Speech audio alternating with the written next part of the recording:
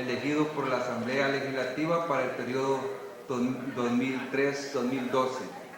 Fue delegado de la Presidencia de la Corte Suprema de Justicia para controlar actividades de la Dirección de Adquisiciones y Contrataciones Institucionales, DACI, delegado de la Presidencia de la Corte Suprema de Justicia ante la Comisión Coordinadora del Sector Justicia, magistrado suplente de la Sala de lo Constitucional de la Corte Suprema de Justicia, elegido por la Asamblea Legislativa para el periodo 2000-2003. Primer magistrado presidente, fundador, cargo obtenido por concurso en la Cámara de Menores de Primera Sección del Centro San Salvador para el periodo 1995-2003, representante propietario de la Corte Suprema de Justicia en el Comité Interinstitucional para la implantación y seguimiento de la Ley de Menor Infractor, entre otros cargos desempeñados. Podríamos pasar acá largo tiempo hablando de los títulos, de los cargos, de los dotes que tiene el doctor Posada, pero en aras del tiempo vamos a dejar hasta acá esta presentación corta. Y bienvenido, doctor, y gracias por acompañarnos en esta foro.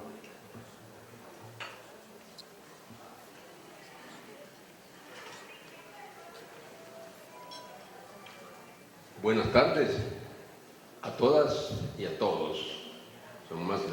Tengo las 12, podemos decir ya buenas tardes.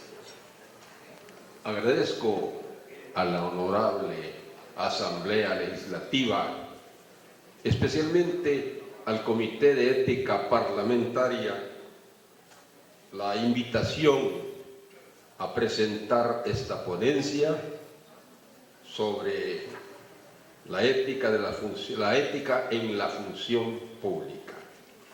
Es un gran honor para mi persona. Debo comenzar por señalar el problema que la ética, como conjunto de herramientas científicas, trata de solucionar. Ese problema, todos lo sabemos, es la corrupción. He dividido mi ponencia en 4 partes. La primera trata del problema de la corrupción, la segunda de la lucha por la ética, tercera, el atrevimiento que tengo de ofrecer un perfil ético del funcionario público y por último, 2 breves conclusiones. El problema de la corrupción. La corrupción se desarrolla tanto en el ámbito de la administración pública como en los negocios privados, en la vida pública y en la vida privada. A los funcionarios públicos nos concierne destacadamente la primera. Bien, era la época del New Deal, cuando en Filadelfia el sociólogo Edwin Sutherland ofreció su memorable conferencia The White Collar Crime, traducido por supuesto como el delito de cuello blanco. No es una cosa nueva. Desde antiguo la historia registra esfuerzos por el combate a aquellas figuras delictivas que tenían que ver con el mal uso, con la sustracción de los recursos del Estado, cualquiera que fuera su etapa de desarrollo, para provecho personal. El discurso, la conferencia de Sutherland trazó nuevos horizontes a la investigación criminológica y fue ofrecido después de la conocida crisis económica de los Estados Unidos que se inició a finales de los años 20 del siglo pasado. Desde antiguo, como decía, el legislador se preocupó por tomar medidas de combate a la figura delictiva que ahora se conoce como cuello blanco. Ya el Código de Hammurabi, 1700 años antes de Cristo, contenía esta figura. Ya el Pentateuco, 1400 años antes de Cristo, también se refería al tema. Después, la obra de Ulpiano, el Fideicomisis, 100 años después de Cristo, también abordó el tema. Más recientemente, Luis XIV instituyó la figura de la bancarrota fraudulenta, ley que por supuesto nunca fue aplicada. Nuestros pipiles, cuando los españoles arribaron a El Salvador, a la sazón transcurriendo el Neolítico, encontraron que ellos castigaban con la pena de muerte y otras penas severas cualquier infracción que dañaba la propiedad comunal. Es que hay épocas cuando la corrupción se exhibe glamorosa, irresistible para algunos, mientras la moralidad parece acurrucarse avergonzada en los rincones como flor marchitante. Épocas en las cuales dan ganas de gritar con el patetismo y la ironía entretejidas de Hamlet. Acto tercero, escena cuarta.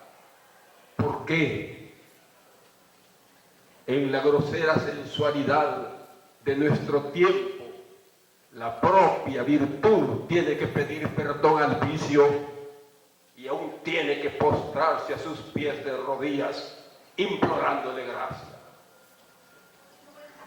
Es que hay épocas históricas en la curva social cuando la corrupción golpea más fuerte. Lo que pasa es que esta aflora, se calienta, hierve al fuego de los apremios económicos, como sucedió en Estados Unidos, ya lo dije, durante la Gran Depresión de los años 20 al final. Hoy día, aunque sigue habiendo funcionarios incorruptibles, la mayoría yo creo, en toda la ecúmene se estudian con énfasis las figuras englobadas como delitos de cuello blanco.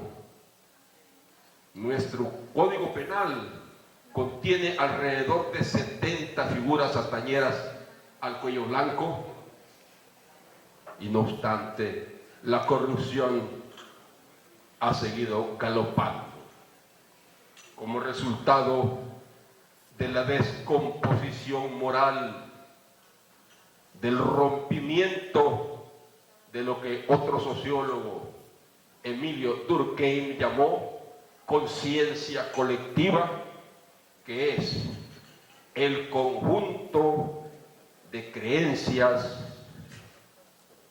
costumbres y sentimientos de una sociedad. La descomposición moral, a mi parecer, puede ser gráficamente imaginada como un círculo dividido en 4 segmentos intercomunicados en feedback. Desvalorización, corrupción, impunidad e incredibilidad. La desvalorización. Todo comienza, por decirlo gráficamente, por una ranura estructural por la cual escapan los valores éticos. El antiguo paradigma cristiano de amor al prójimo, manifestado hoy día como solidaridad, es sustituido por el egoísmo. Hay quienes, como dice la Biblia en Filipenses 2:21, buscan lo suyo propio únicamente. La desvalorización es impulsada por varios factores que yo resumiría de esta manera. Primer factor, consumismo. Su inducción creciente hace creer que las personas valen por lo que tienen, no por lo que son. 2. Transculturización o transculturación. Por cierto efecto de demostración que rige en los países desarrollados, donde mucha gente vive rodeada de comodidades, en la opulencia a veces concita la codicia de otras naciones. En tercer lugar, la violencia, las armas, el sexo. El mensaje subliminal o manifiesto ha hecho creer que la violencia, a veces armada, el libertinaje sexual son medios, señales y ventajas de la felicidad, entendida esta como disfrute hedonista. Al trastocar la escala de valores, priorizar el interés crematístico o material y desechar las cosas del espíritu, tenemos el caldo incubador de la corruptela en gran escala. Algunos estarán listos para embarcarse sin escrúpulos en aventuras de cuello blanco, incluso otros delitos conexos, si esto es necesario. Y como quiera que al decir del libro santo, en la primera carta de Pablo a Timoteo 6:10, el amor al dinero es la raíz de todos los males. Uno de esos males es la corrupción. Nótese que es el amor al lucro económico, la aspiración codiciosa por tener, no el dinero en sí, cuando es bien habido. Corrupción. Cuando una persona o un grupo se hacen con cierto poder y largan la mano al dinero a veces fácil o distrae bienes u otros recursos estatales en provecho para sí o para terceros, lo que es de todos viene a ser de pocos. Se privilegia el interés particular sobre el interés público.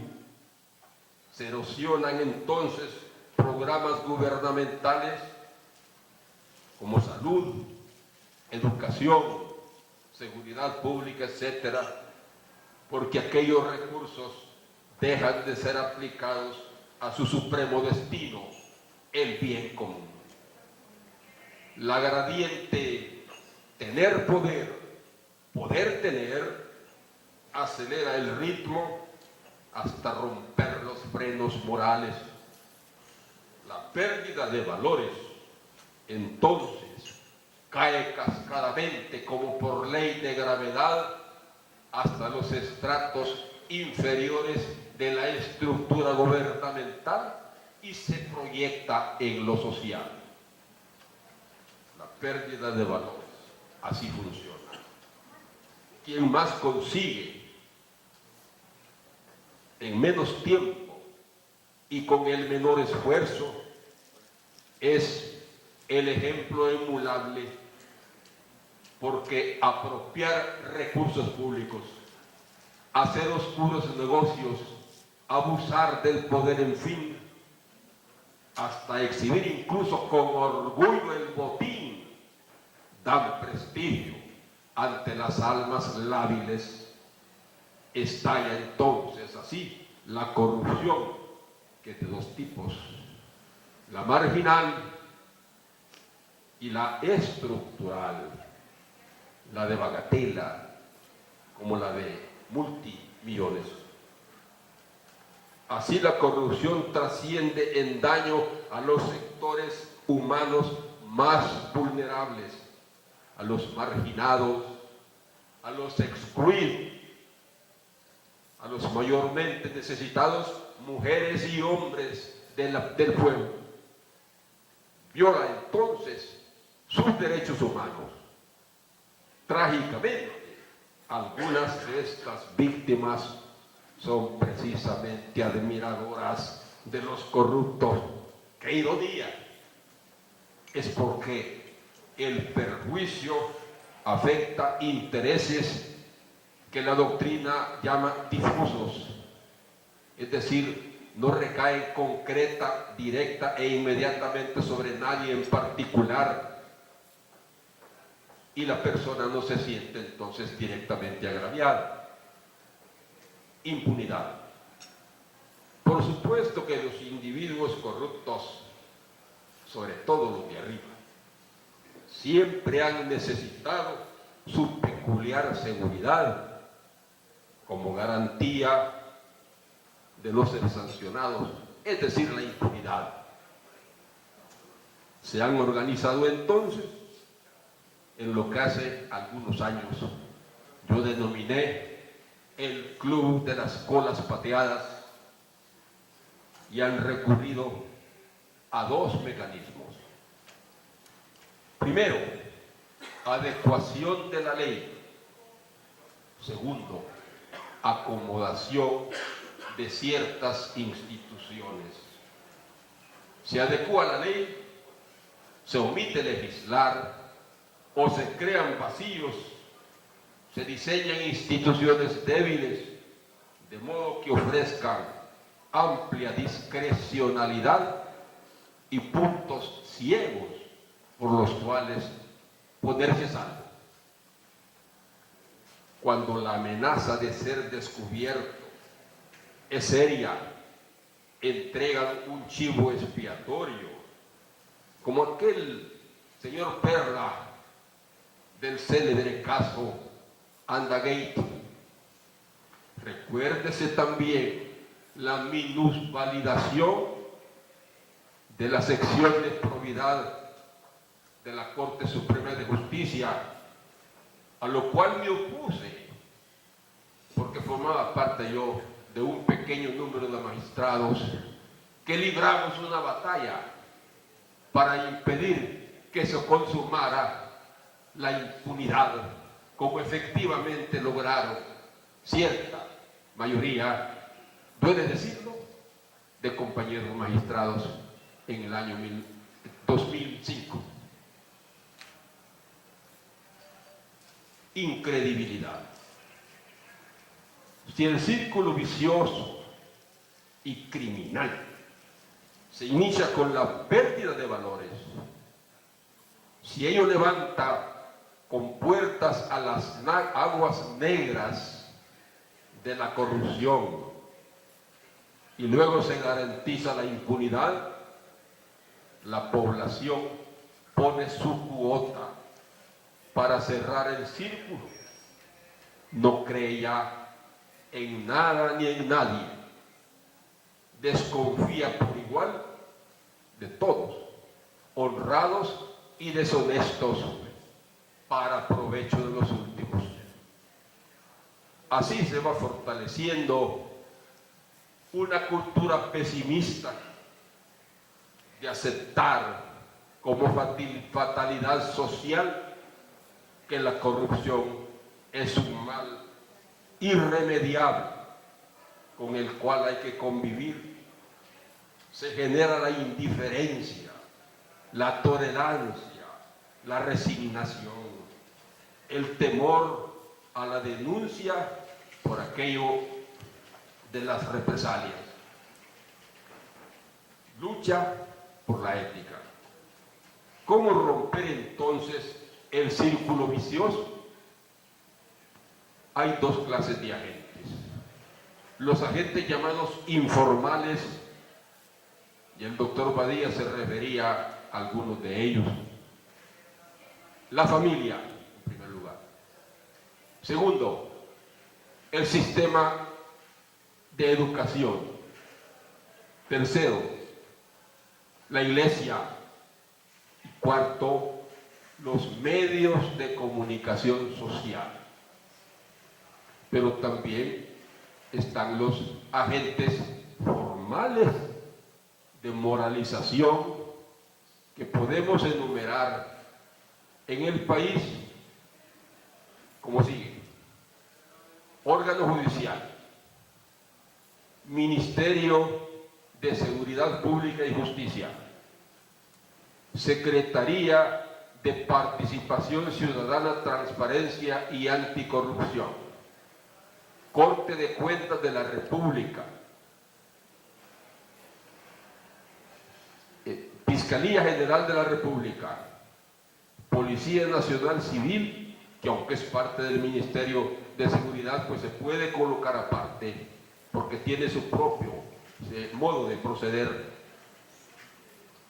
Instituto de Acceso a la Información Pública, y dejo en primer lugar al ente rector, por ley, el ente rector de la ética pública, que es el Tribunal de Ética Gubernamental.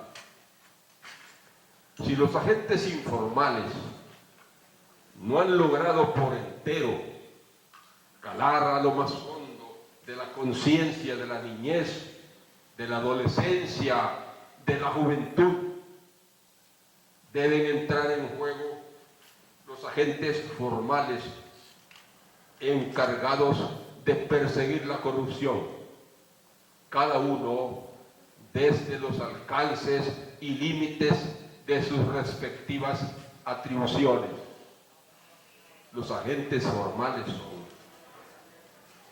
el componente institucional de un sistema que ya se empezó a mencionar internacionalmente, un sistema que puede ser llamado Sistema Nacional de Prevención y Control de la Corrupción. Los otros dos componentes son el régimen normativo, que tiene que ver con el combate al fenómeno, y tercero, el contexto económico, social y político, entendido como un conjunto de factores humanos y naturales. Los humanos son intereses sectoriales, a veces legítimos, a veces ilegítimos, y las coyunturas históricas. Entre la parte de los asuntos naturales podemos citar el clima incluso, y los desastres que son tan frecuentes en este país, el más vulnerable del mundo. Pues bien, esos tres componentes, el componente legal, el institucional y el ambiental, están llamados a formar ese sistema de prevención y control de la corrupción. Un sistema tal es poderoso factor, está llamado a ser poderoso factor de gobernabilidad. Figura esta que Naciones Unidas ha definido como el ejercicio de la autoridad económica, política y administrativa para manejar los asuntos de un país en todos los niveles, y que un instituto del Banco Mundial define como tradiciones, procesos e instituciones por medio de los cuales, para el bien común, se ejerce la autoridad de un país. Dicho más sencillamente, gobernabilidad es la capacidad del Estado para tomar decisiones legítimas y razonables de manera eficiente, eficaz y pronta. Hay aquí pues 5 elementos que vale la pena mencionar. Primero, la legitimidad. ¿Cuándo una decisión gubernamental es legítima? Cuando procede de autoridad legítimamente constituida en el cargo por elección de primer grado, por elección de segundo grado o por nombramiento legal. Y además es legítima cuando la autoridad ha usado los medios constitucionales y legal secundarios para emitir esa decisión. Es además razonable cuando llena 3 requisitos. Primero, cuando la decisión es necesaria, cuando no hay otra manera de tomar la medida sino mediante la necesidad de esa medida la que se toma. Segundo, es idónea, tiene que ser idónea en el sentido de que sirva al efecto que se pretende. En tercer lugar, tiene que ser razonable, es decir, guardar proporción con la magnitud de la infracción, con la magnitud del problema que se trata de resolver. Es además eficiente cuando, al hacer una ponderación costo-beneficio, resulta adecuada para el logro de los objetivos de cada institución. Es eficiente cuando se hace uso racional de los recursos con el propósito de cumplir los fines del Estado. Y es, por supuesto, rápida, es pronta cuando se pronuncia dentro de los términos que la ley establece, como la Constitución exige del órgano judicial. Debe ser pronta, dice, y cumplida justicia. En la completud de la justicia englobaría yo los otros elementos que he mencionado.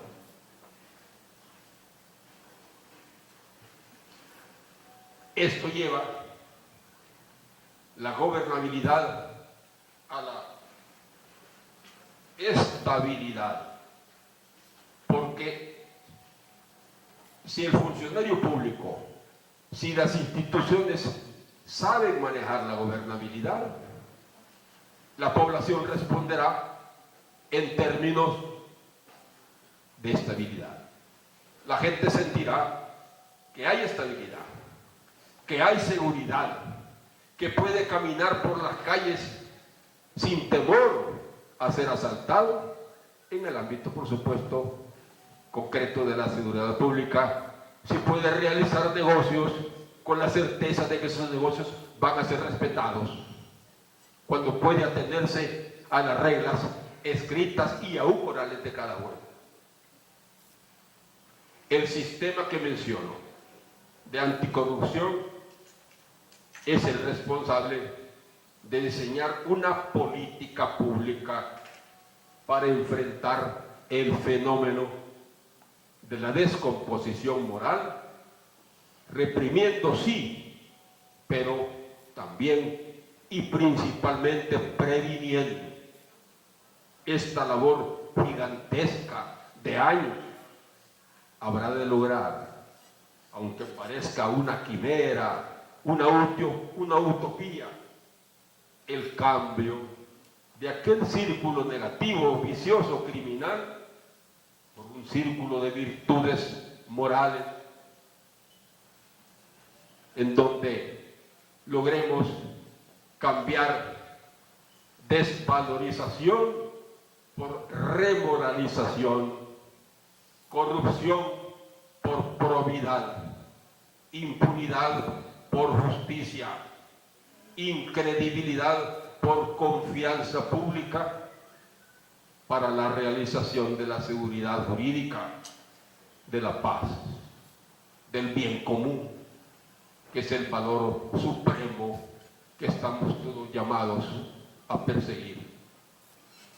Ahora bien, las armas contra la corrupción vienen proveídas por la ética. Esta, ¿cómo se sabe?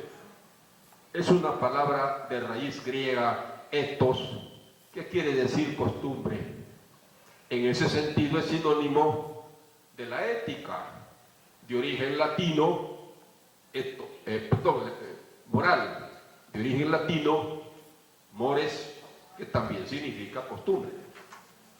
Actualmente, y este es un punto de vista muy particular, se puede hacer una distinción entre moral y ética. La moral es personal, es interior, es autónoma, es un conjunto de convicciones profundas, la secreta semilla, diría cromosómica, sembrada por el Creador en el espíritu, la parte más íntima del ser. Es un reservorio de virtudes, la moral. Es conciencia del bien y del mal. Es capacidad estimativa de decidirse por lo bueno. La ética, en cambio, a mi parecer, muy particularmente, es general, exterior, relacional, heterónoma, como bien señalaba el doctor Badía. Es controlable. Es un conjunto de preceptos que, fundados en la moral, enseña y guía hacia una conducta recta. La ética, pues, es creación colectiva, dictada por la comunidad, y tiene tal poder y fuerza que los grupos sociales, económicos, políticos, el legislador mismo la recoge, la codifican, le dan categoría normativa. La ética, entonces, rige en la vida social, en la colectividad, en la conciencia colectiva que mencionaba Durkheim. Se manifiesta como valores y como principios, a cuya práctica los servidores públicos, funcionarios y empleados, estamos obligados y debemos convertir en hábito, en patrón de comportamiento, en un modo natural de vida. Identificada así la moral, siquiera sea someramente, viene a ser el fundamento de la recta conducta. Luego, hay que tener presente el contenido de la ética, que, como ya dijo el doctor Badía, no es lo mismo que axiología. La ética trata de valores y principios, asunto sobre el cual hay alguna confusión que vale la pena intentar aclarar. Los valores, como decía, otra vez cito con todo respeto al doctor Badía, no son, sino que valen. ¿Y por cuánto valen son? pero no son cosas, son abstracciones. Todas sabemos que existe. Y en un intento, en una aproximación a un concepto para efectos puramente didácticos, diría yo que valores son categorías de conciencia para el conocimiento del bien. Los principios también son categorías de conciencia, pero que nos guían para la práctica del bien. Valores para conocimiento del bien, principios para la práctica del bien. Ambos grupos, valores y principios, tienen arraigo en la conciencia. Los unos, repito, para conocer el bien, los otros